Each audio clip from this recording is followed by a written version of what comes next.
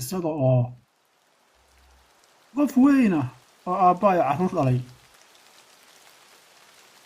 qof weyn oo aabbaa oo carruur dhalay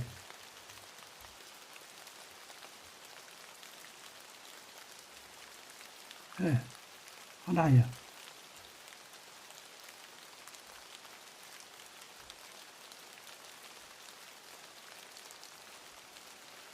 ayaad dhaqan toosisaa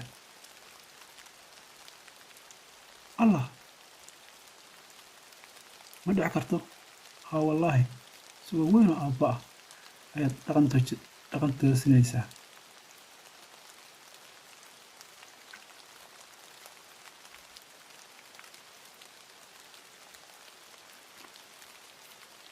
haweenka soomaalida lagu yaqaanaa nin iska weynaaday inta hoos istaagan maanta dhan kulleedkiisa ka degan yihin aniga kaa laabtaa